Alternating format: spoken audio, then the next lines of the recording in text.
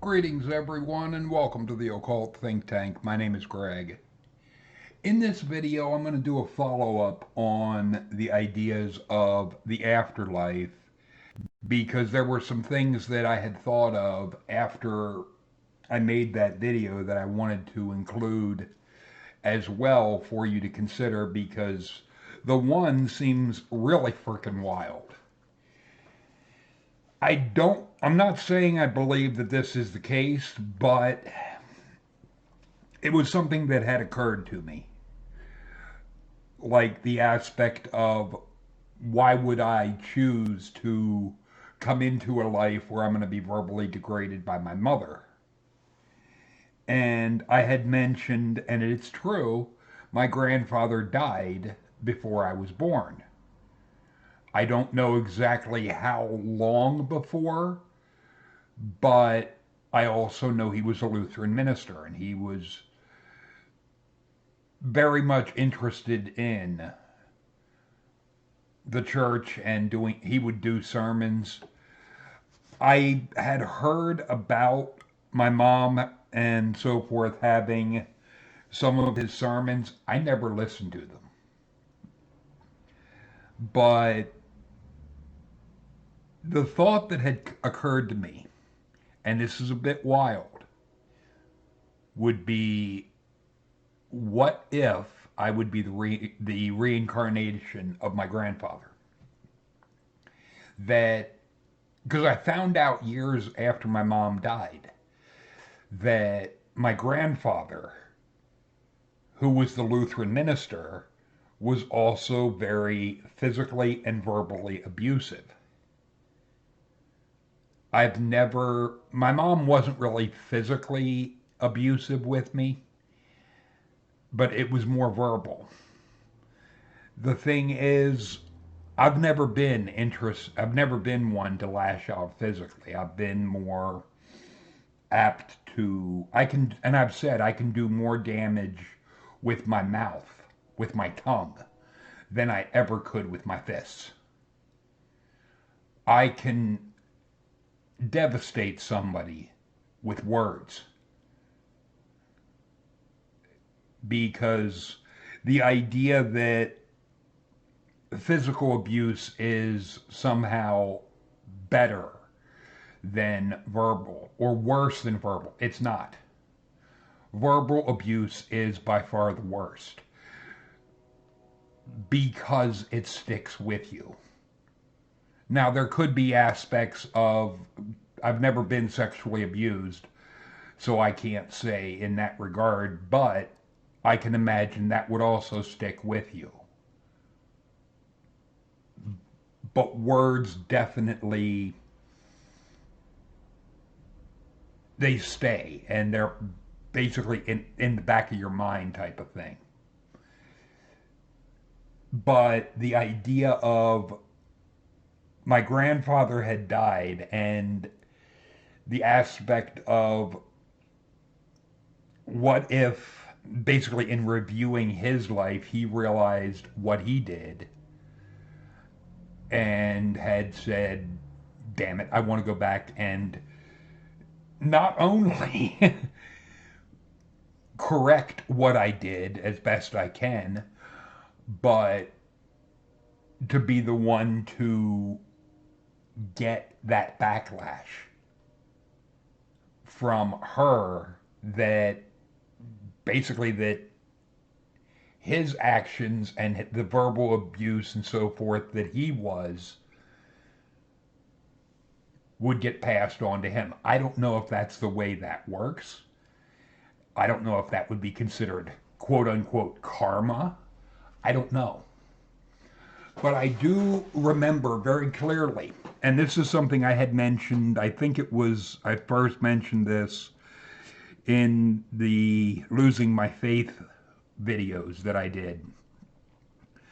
But I was about 10 years old when I was in a church and I was exposed to this rapture doctrine.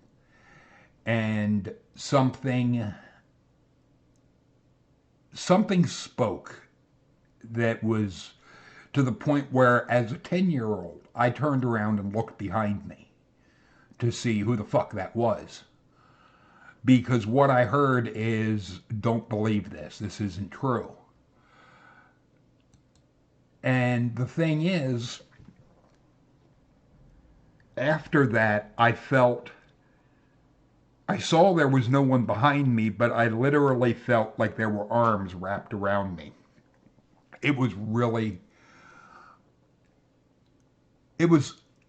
an experience that I will never forget. The thing is, that is something that I don't know. I know my interest in philosophy and so forth goes back to the age of 10 years old. But this is another idea that I've seen mentioned in different ways, that we are multidimensional beings. We exist simultaneously in different worlds. I guess that would be different dimensions.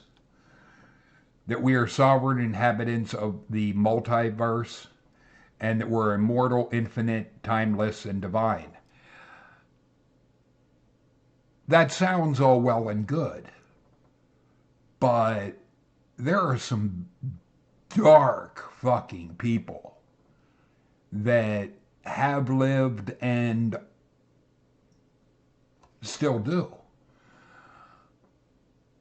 That if this would be true, that everyone is immortal and infinite and so forth, I'm thinking, what about those that are serial killers, to sociopaths, to the absolute monsters?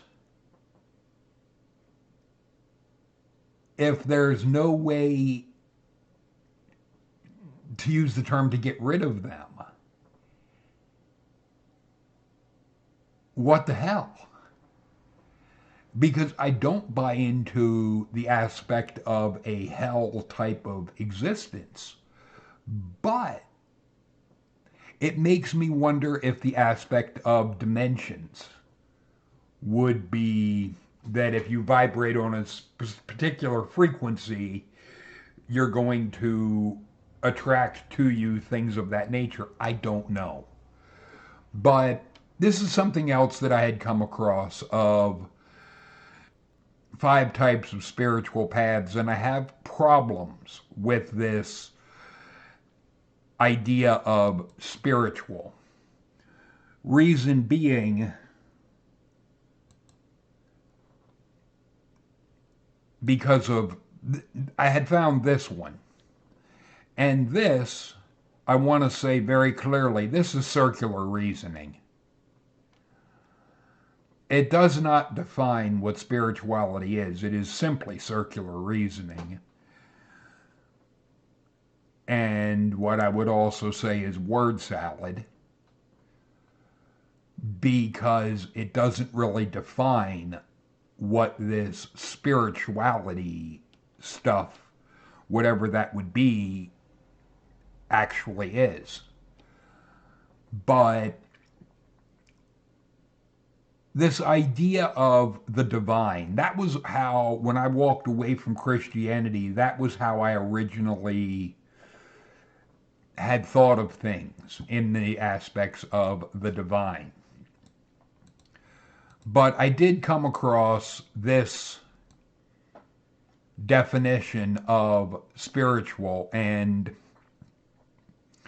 it is something that I want to include in this just because it may give a definition to the word that I still have problems with, but I want to point this out. It's an adjective regarding, number 1, regarding the soul or spirit. Okay, I have issues with that, but number 2, related to things that are religious or sacred. Number 2, I would have the least problem with. Number 3, refined and concerned with the higher things in life. if there are higher things, then we should have evidence of those higher things. And going back to number one, as I have pointed out with looking at both the word soul and spirit in Hebrew with the Bible and the Strong's Concordance, a soul is a breathing creature that is animal, which is all of us. And spirit is wind or breath, which is breathing, which would be an aspect of what would be the soul. But neither are consciousness, neither are showing any kind of mind. So the only one that I would say could even remotely answer the question is related to things that are religious, and I have a problem with the idea of anything being sacred, because things that are sacred are subjective to a person. Like what you might think is sacred, I might not. So, and just religious is also subjective. So number two, I would say spirituality in that regard, it's subjective. It's not something that can be fleshed out as to exactly what this is. But the 5 different types of spirituality in that, and I would put that in air quotes. Number one, earth-based, connected with the material realm as a gateway to the divine. I would question how you would get to, because I'm thinking anything that would be earth-based would also be evidence-based, materialism.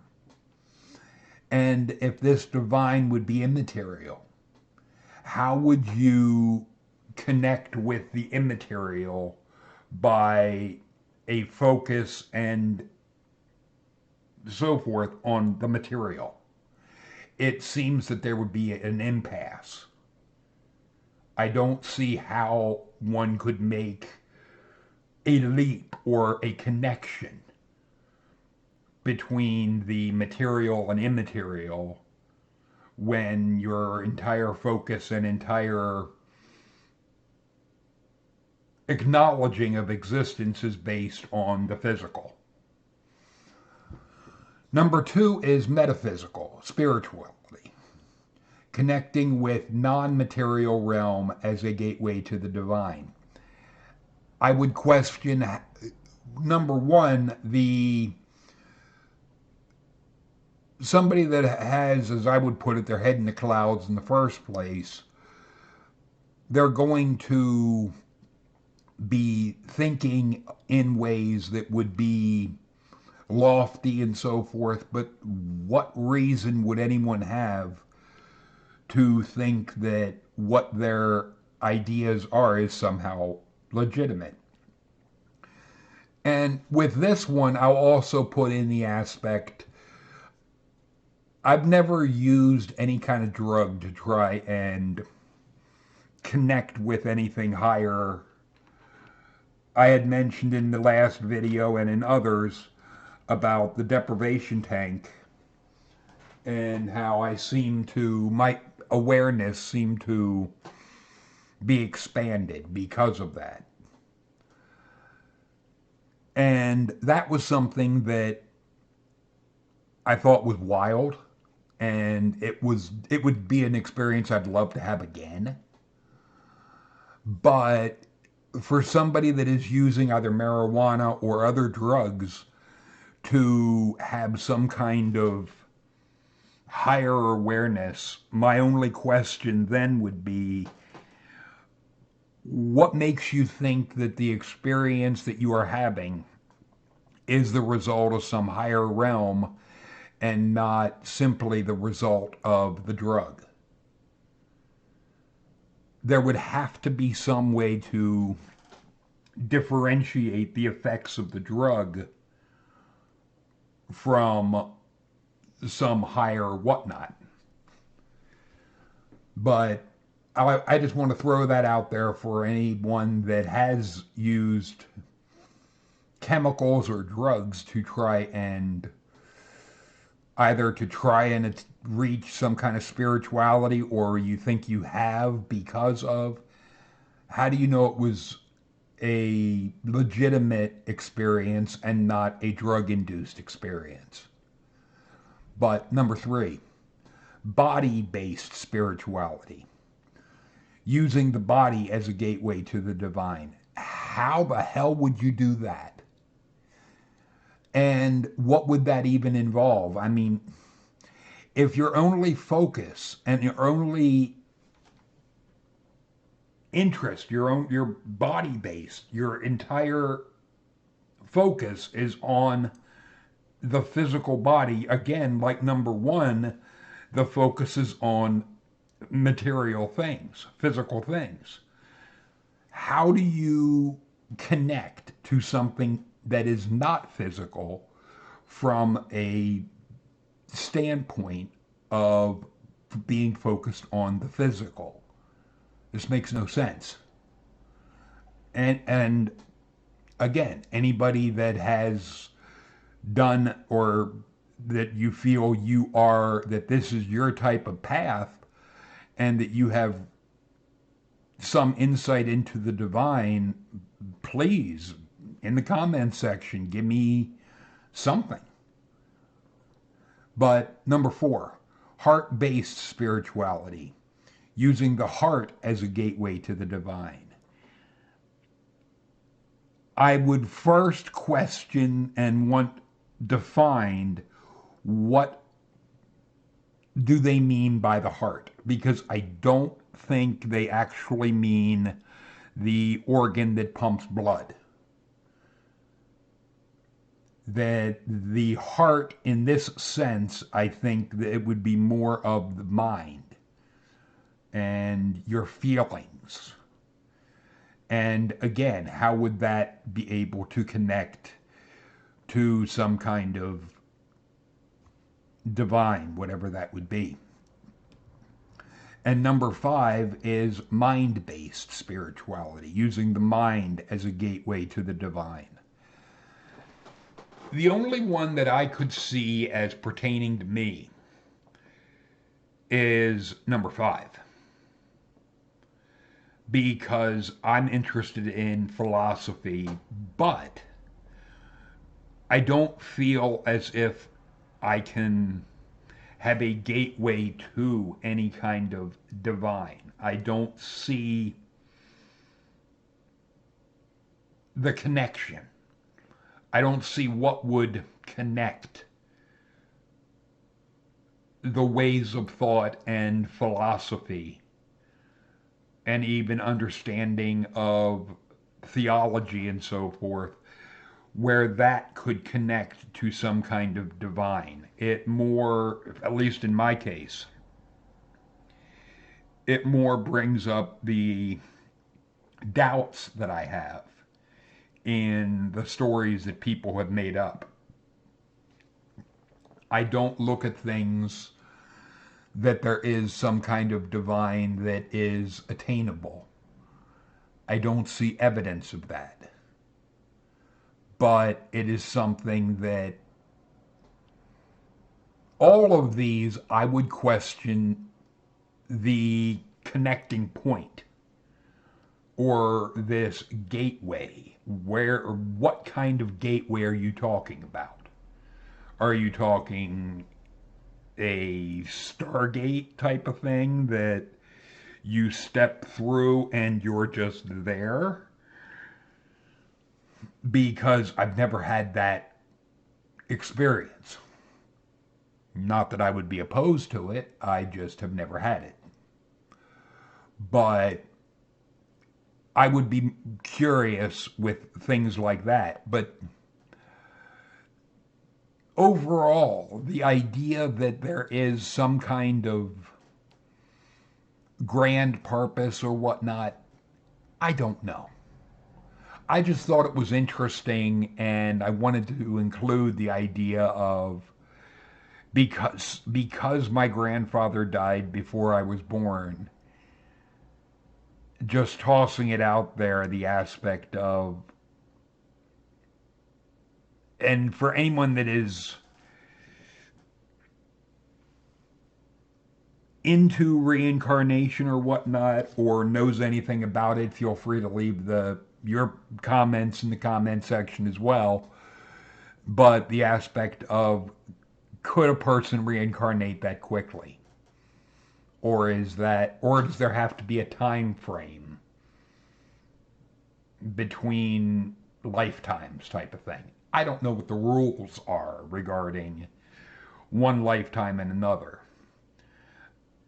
if there are any, or if anybody knows if there are. But there's also, if we are living lives in different dimensions at the same time, what type of a life review would that be? Because it would really be wild to see your life lived out in different dimensions, maybe making different choices, and being able to see where each path, and being able to be, okay, this was the point where I fucked up in this world, but over here I didn't make that mistake. Instead, I made the right choice, and the life went in a much better way. Or whatnot. Or maybe by screwing up, things actually worked out better in the long run than they would have if you had made the right choice. I mean, there's so many different possibilities. That's where it may, I think I had mentioned in a video years ago on this idea of multi-dimension, and that every choice creates, or every motion creates, a different dimension. How many dimensions would there be where a woman's being raped, or where a child's being molested? How many different dimensions is this going on in? And that is where I don't know. And what time frame would this a review of it, how long would that take? I mean, theoretically, you could be reviewing things for thousands of years if you really, if something would really want to frickin' torture you. I mean, I don't know. And is it something else that is making you review things, or is it like the show Lucifer mentions with the hell loop of, you are doing it to yourself? That you're reliving your own mistakes over and over again, and that the option is always there for you to change and stop the loop, but the aspect in the show that no one ever does. And that's why it's hell, because they keep doing the same thing over and over again, and they can't stop themselves. It's an interesting idea. It's an interesting take on this you send yourself to hell bullshit. That when you go to this hell, you go there because of your own guilt. But that raises the issue of, what about a sociopath or psychopath? That they're incapable of feeling guilt because of the conditions within their body that make them a sociopath or psychopath. They would be incapable of feeling the guilt or remorse necessary in order for there to be the hell loop type of thing. I don't have answers to these things. It's an interesting idea. Much like and like with the show Lucifer, there you have to go by what's been established in the story. just like with the aspect of the Highlander, I can talk about that too, and the various aspects with the Highlander and the things that were done in the TV series, but you have to go by what is quote unquote canon in that story. To me, it would be no different than talking about the Bible or any of that shit because it's simply talking about a fictional story.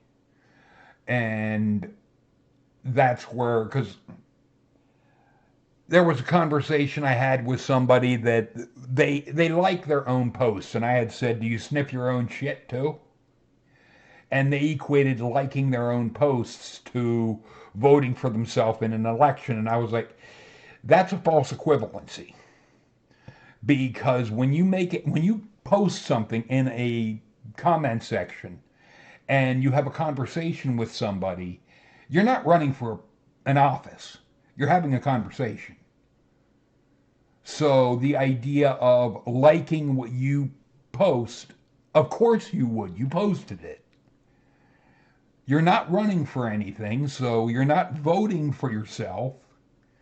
It is simply a way to try and puff yourself up, to be, see, someone agrees with me when really the one agreeing with you is you.